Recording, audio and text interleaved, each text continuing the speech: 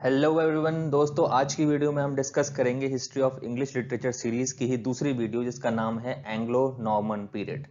दोस्तों ये बहुत इंपॉर्टेंट पीरियड है। ये पीरियड स्टार्ट हुआ था 1066 से और खत्म हुआ था 1350 पर। इस वीडियो में हम डिस्कस करेंगे दोस्तों सबसे पहले तो हिस्टोरिक बैकग्राउंड इस पीरियड का, historic background of the Normans. फिर करेंगे नॉर्मन कॉन्क्वेस्ट या बैटल ऑफ हेस्टिंग, यानी नॉर्मन्स कैसे पावर में आते हैं। थर्ड बात करेंगे की facts of the Norman period, ये दोस्तों बहुत इंपॉर्टेंट है।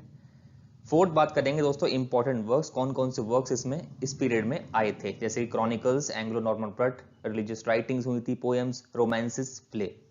और लास्ट में दोस्तों एंग्लो नॉर्मन पोएट्स के बारे में हम बात करेंगे। दोस्तों अब इस वीडियो को शुरू करते हैं। Let's start the video now.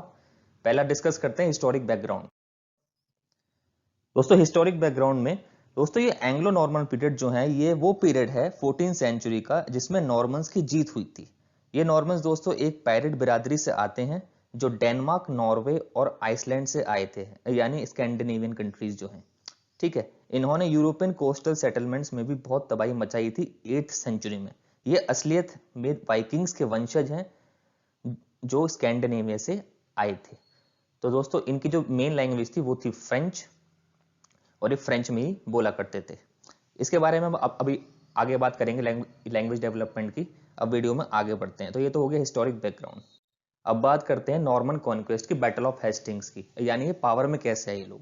Norman conquest दोस्तों एक जंग की जीत थी नॉर्मन्स के लिए। इसको बैटल ऑफ हेस्टिंग्स भी कहा जाता है। इसको लीड किया था नॉर्मन्स के लिए विलियम, जो ड्यूक ऑफ नॉर्मेंडी थे। इन्होंने किंग हैरोल्ड को हराया था और ये इंग्लैंड के राजा बन गए थे, जिससे दोस्तों नॉर्मन्स का राज शुरू हुआ 1066 में, जिससे दोस्तों इंग्लैंड में काफी पॉलिटिकल, एडमिनिस्ट्रेटिव और सोशल चेंजेस भी देखने को मिले थे।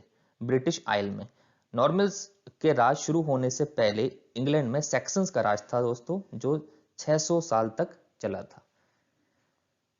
अब बात करते हैं दोस्तों सबसे इंपॉर्टेंट की facts of Anglo Norman period की। दोस्तों नॉर्मन कॉन्क्वेस्ट ने काफी जल्दी ही वहां का English culture, law, language change कर दिया था। दोस्तों नॉर्मन कॉन्क्वेस्ट से एक नई भाषा का जन्म हुआ इंग्लैंड में जिसका नाम था फ्रेंच। फ्रेंच वहां के कानून की भाषा भी बन गई थी, यानी ऑफिशियल लैंग्वेज बन गई थी, और रूलिंग क्लास वहां फ्रेंच ही बोलती थी। पर दोस्तों इंग्लिश वहां बस एक लोअर क्लास लैंग्वेज बन के ही रह गई थी। दोस्तों पहले एंग्लो सैक्सन ट्रिपोग्राफी जिसका नाम था जॉफ्री गेमर, उन्होंने एस्ट्रियो डेस एंगल्स लिखी थी डेम कॉन्स्टेंस के लिए, वो भी लेट 1130 में। एडम को दोस्तों एंग्लो नॉर्मन पीरियड में एक रहस्य के तौर पर देखा जाता है, यानी मिस्ट्री के तौर पे, जो लिखा गया था फ्रांस में 13th सेंचुरी की शुरुआत में। एल्सम एक राइटर था जिसने लेटिन ट्रीटीज ऑन द एटॉर्नमेंट लिखी थी, जिसमें डिफेंस ऑफ क्रिश्चियन फेथ को भी उन्होंने ऑफर किया था या फिर बात की थी उसकी। दोस्तों एंग्लो नॉर्मन पीरियड में 4 मेन लैंग्वेज थी, बहुत इंपॉर्टेंट है। पहली ओल्ड फ्रेंच या एंग्लो नॉर्मन भी कह सकते हैं इसको, दूसरी लेटिन, तीसरी ओल्ड इंग्लिश और चौथी हमारी केल्टिक लैंग्वेज ग्रुप। अब आते हैं दोस्तों नेक्स्ट हमारे टॉपिक पे, वो है important works of the Anglo Norman period. सबसे पहला वर्क था दोस्तों यहाँ पे हमारा क्रॉनिकल्स। दोस्तों ये क्रॉनिकल्स राजा की हिस्ट्री रिकॉर्ड किया करते थे, वो भी एंग्लो नॉर्मन लैंग्वेज में। ये क्रॉनिकल से ही दोस्तों हिस्टोरिकल नॉलेज का पता चलता था मिडिवल लोगों को। कुछ इंपॉर्टेंट हिस्टोरियंस और एंग्लो नॉर्मन लेटिन क्रॉनिकल्स के नाम आप याद कर लीजिए, ये बहुत इंपॉर्टेंट है। फर्स्ट है सिमियन ऑफ दुरहम, सेकंड है फ्लोरेंस ऑफ वॉर्सेस्टर, थर्ड है विलियम ऑफ मेल्सबरी और फोर्थ है जॉफ्री ऑफ मॉनमाउथ। दूसरा इंपॉर्टेंट वर्क है दोस्तों एंग्लो नॉर्मन ब्रट। ब्रट दोस्तों ब्रिटेन की हिस्ट्री के बारे में बताते हैं। ये ब्रूटस की कहानी बयान करते हैं जो कि वंशज था एनीस का। इसको सबसे पहले जॉफ्री मैनमाउथ ने पॉपुलर करवाया था हिस्टोरिया रेगम ब्रिटेन लिखकर। अब पहला है दोस्तों इसमें जो हमारे इंपॉर्टेंट ब्रट राइटर्स हैं, उसमें है लेमन ब्रट, ये बहुत फेमस हैं 1200 में। लेमन एक इंग्लिश पोएट और प्रीस्ट हैं दोस्तों। इस ब्रट में फॉल ऑफ ट्रॉय का जिक्र किया गया है और आगे ब्रूटस की स्टोरी बताई गई है जो एनीस का वंशज था। सेकंड है दोस्तों हार्लीज ब्रट। हार्लेट ब्रट को दोस्तों 3359 वर्सेस में लिखा गया है, जिसको कंपोज किया था एलेक्जेंड्राइन मोनोराइम लाइसिस में। इसको 5 फ्रेगरेंट्स में लिखा गया है। थर्ड है दोस्तों इंपॉर्टेंट वेसिस रॉर्मन दी ब्रट। वेस एक नॉर्मन पोएट था दोस्तों, जिसका जन्म जर्सी में हुआ था 1115 में। वो नॉर्मंडी में बड़ा हुआ था, मगर वेस नॉर्मन द ब्रेड जिसमें 1155 फ्रेंच वर्ड्स हैं जो जॉफ्री ऑफ मैनमाउथ की हिस्ट्री को, ब्रिटेन को आगे बढ़ाती हैं। नेक्स्ट हमारा इंपॉर्टेंट पॉइंट है दोस्तों religious writings of Anglo Norman period. दोस्तों इस पीरियड में रिलीजियस राइटिंग भी काफी लिखी गई थी। AR वॉलर और AW वर्ड की माने तो ये रिलीजियस राइटिंग 4 सेक्शंस में बटी हैं। पहला है बाइबल की हिस्ट्री को पढ़ाना, दूसरा है होलियर लिविंग या धर्म के रास्ते पर चलने के लिए समझाना, थर्ड है दोस्तों रिलीजियस लाइफ ऑफ वुमेन को कनेक्ट करना, और फोर्थ है आखिरी है दोस्तों ब्रह्मचर्य में रहना या किसी रहस्य बनकर रहना या फिर मिस्ट्री में रहना। तो ये 4 इंपॉर्टेंट रिलीजियस राइटिंग्स थी जो 4 सेक्शंस में डिवाइडेड थी अकॉर्डिंग टू AR वॉलर और AW वर्ड। अब जो दोस्तों इसमें मोस्ट इंपॉर्टेंट वन है वो है लीजियो डी एडम। दोस्तों सबसे पुराना एंग्लो नॉर्मन प्ले है जिसको फ्रेंच लैंग्वेज में लिखा गया है।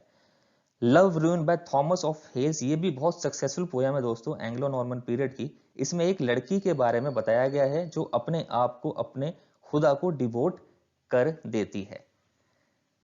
नेक्स्ट पार्ट पे आते हैं दोस्तों poems of Anglo Norman period. सबसे पहले इंपॉर्टेंट पोएम है दोस्तों the owl and the Nightingale. Owl and Nightingale दोस्तों एक मिडिवल इंग्लिश पोएम है जिसको लिखा गया था 13th सेंचुरी में।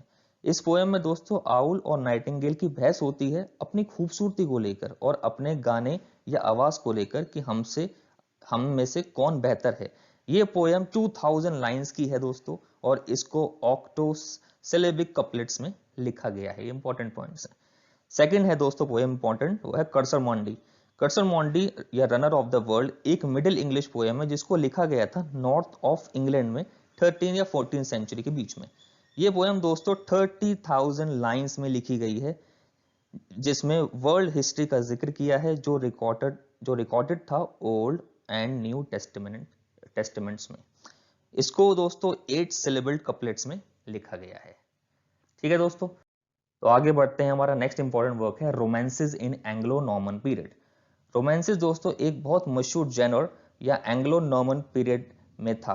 इसने तो दोस्तों एंग्लो हीरोइक पोएट्री को भी रिप्लेस कर दिया था।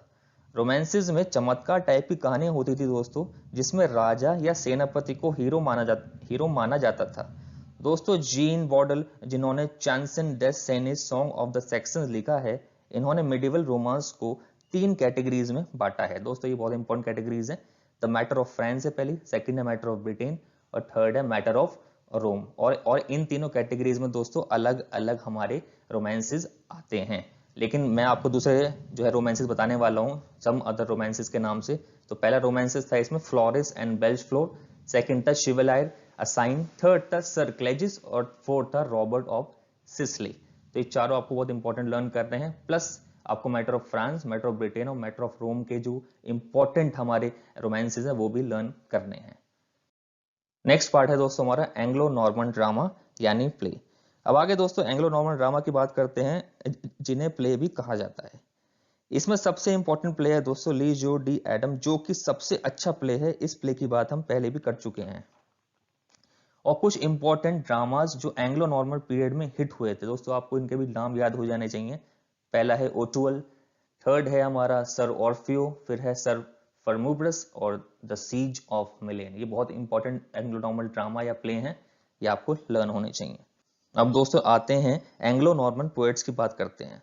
लास्ट में वैसे हम पहले ही वीडियो में कुछ पोएट्स के नाम जान चुके हैं, पर ये इस पीरियड के कुछ और इंपॉर्टेंट पोएट्स हैं जिसके बारे में आपको पता होना चाहिए। तो पहला है दोस्तों फिलिप डी थॉर्न, सेकंड है हिलेरियस, थर्ड है बेनोर डी सेंट मोर, फोर्थ है रेजिनल्ड ऑफ कैंटरबरी और फिफ्थ है क्रिश्चियन डी ट्रॉयस और सिक्स्थ है मैरी डी फ्रांस। और दोस्तों इनके आपको जो है ईयर डेट ऑफ बर्थ भी लर्न करनी है। फर्स्ट वाले की तो प्रेजेंट नहीं है लेकिन औरों की प्रेजेंट है, रिकॉर्डेड है, तो उनके लर्न कर लीजिएगा। तो आई थिंक दोस्तों ये वीडियो आपको समझ में आई होगी, पसंद भी आई होगी, और इसके आप नोट्स भी ये स्क्रीनशॉट ले सकते हैं और अपनी कॉपीज में लिख सकते हैं। Thanks for watching friends.